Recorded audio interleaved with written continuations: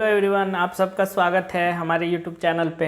तो जैसा कि हम लोगों ने झारखंड हिस्ट्री कंटिन्यू कर रहे हैं अभी, तो चलिए आज नया नया चैप्टर हम लोग डिस्कस करते हैं। और आज हम लोग चैप्टर है आज का हमारा प्राचीन काल में झारखंड।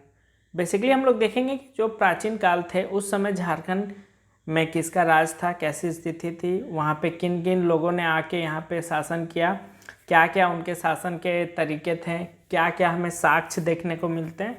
तो ये सारी चीज़ें हम लोग देखेंगे आज के इस चैप्टर पे। तो मैं प्राचीन काल की अगर बात करूँ तो ज़्यादातर झारखंड जो प्रभावित था वो मौर्य और गुप्त से था। तो इसको हम लोग 4 पार्ट में डिवाइड करके देखेंगे: मौर्य काल, मौर्योत्तर काल, गुप्त काल और गुप्तोत्तर काल। तो चलिए एक एक करके डिस्कस करते हैं इन चारों के बारे में।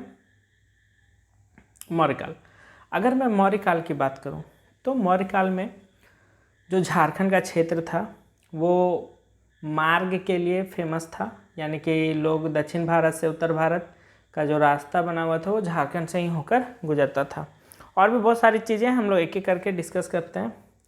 पॉइंट 1 बताता है कि दक्षिण भारत में जाने वाले व्यापारिक मार्ग झारखंड से ही होकर गुजरता था।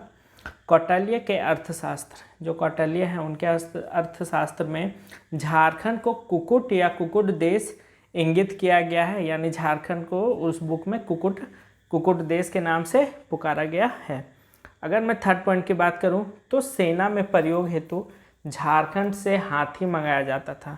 अगर मैं मौर्य काल की बात करूं तो उस समय झारखंड से वहाँ के सेना के लिए हाथी मंगाया जाता था। और मैं बता दूं प्राचीन इतिहास में जो हमारा झारखंड का क्षेत्र था वो हाथियों के लिए भी बहुत फेमस था।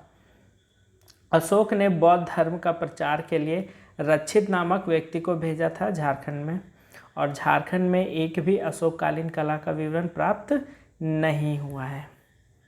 तो ये तो इम्पैक्ट थे। अब मौर्योत्तर काल का देखते हैं हम लोग। अगर हम मौर्योत्तर काल की बात करें तो जो सिंहभूम में रोमन साम्राज्य के सिक्के प्राप्त हुए हैं उस काल के दौरान, तो हम लोग जब सिक्के प्राप्त हुए तो हम लोग कह सकते हैं कि मौर्योत्तर काल का भी प्रभाव झारखंड में रहा है। अगर चाईबासा में बात की जाए तो चाईबासा में इंडो सिथियन सिक्के भी मिले हैं। तो ये भी काल, जो इंडो सिथियन का काल था वो मौर्योत्तर काल से ही रिलेट किया जाता है। तो इससे हम लोग समझ सकते हैं कि मौर्योत्तर काल का भी प्रभाव हमारे झारखंड में रहा है।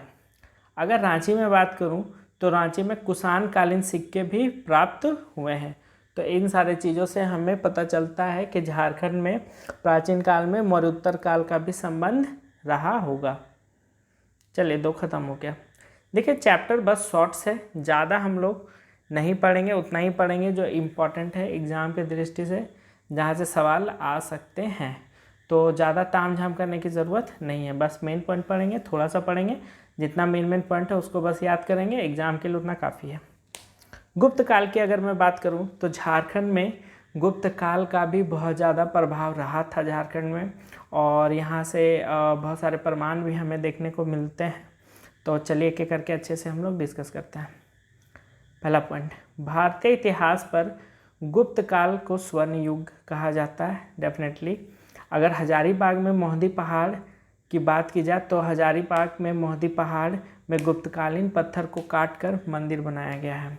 और मैं बात करूं हजारीबाग के क्षेत्र में एक बड़का गांव ब्लॉक पड़ता है, वहीं पे एक मंदिर है, मोहदी पहाड़ बहुत फेमस मंदिर है।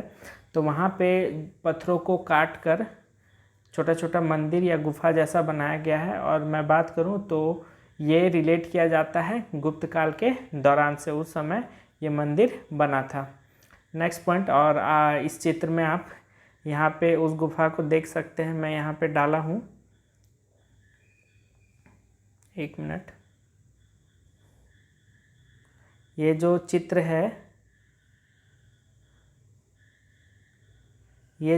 है, ये वही मोहदी पहाड़ का गुफा है जो गुप्त काल में निर्माण किया गया था। चलिए आगे हम लोग बढ़ते हैं। झारखंड में मुंडा पहान महतो और भंडारी प्रथम गुप्त काल के दिन माना जाता है, यानी कि ये लोग उन्हीं समय से इन लोग को मानते आ रहे हैं। समुद्रगुप्त की अगर मैं बात करूं तो उसका शासन छोटा नागपुर के मतलब उसके शासनकाल में छोटा नागपुर को मुरंड देश कहा गया है। और और समुद्रगुप्त के आने के बाद ही यहाँ पे जो बौद्ध धर्म था वो पतन होना शुरू हो गया था। चंद्रगुप्त द्वितीय विक्रमादित्य के समय में चीनी यात्री फहियान 405 ईस्वी में भारत आया था, जिसने झारखंड के क्षेत्र को कुकुडलाड कहा है।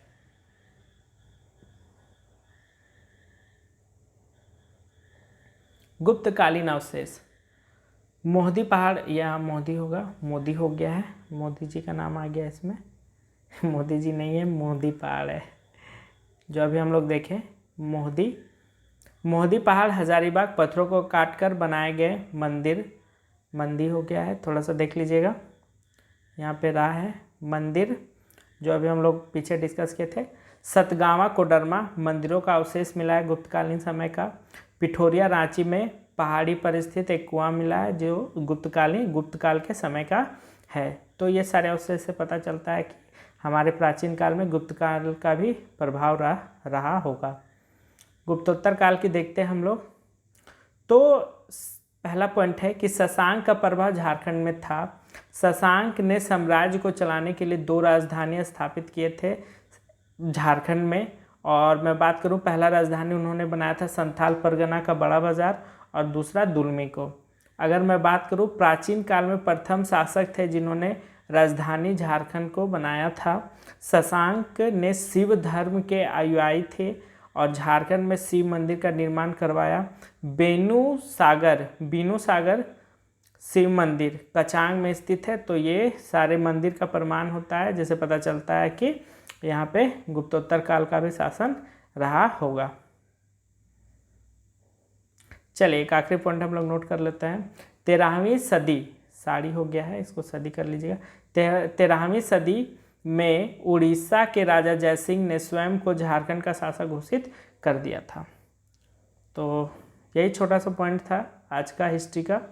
तो चलिए, आप लोग आई होप कि समझ पाए होंगे, आई डोंट थिंक, बट आया होगा तो लाइक कर दीजिएगा और सब्सक्राइब भी कर दीजिएगा। फिर मिलते हैं हम लोग हिस्ट्री के अगले चैप्टर पर। तब तक के लिए धन्यवाद। और ये सारे जो पॉइंट्स होते हैं ये सारे इंपॉर्टेंट पॉइंट्स है, बस उतना ही मैं लेकर अपने PDF में आता हूँ जो एग्ज़ाम से रिलेटेड हो, जहाँ से सवाल पूछे गए हैं या पूछे जा सकते हैं। तो ज़्यादा पढ़ने से भी कोई फ़ायदा है नहीं, बस मेन पॉइंट को याद रखिए, उतना काफ़ी है। अगर समराइज़ की बात की जाए तो समराइज़ में इतना याद रखिए कि गुप्त काल में मोदी पहाड़ बना था, यहाँ फहियान गुजरे थे तो कुकुडलाड उन्होंने कहा था। ये सारे बस इम्पोर्टेंट पॉइंट है और कुछ ऐसा खास नहीं। स्वर्णयुगीन काल था तो यहाँ पे और एक चीज़ याद रखिएगा कि झारखंड से हाथी मंगाए जाते थे और व्यापारिक मार्ग था। बस इतना ही इम्पोर्टेंट और ज़्यादा पढ़ने की ज़रूरत नहीं है। चलिए मिलते हैं हम लोग अगले वीडियो पर, तब तक के लिए धन्यवाद। Stay tune, bye.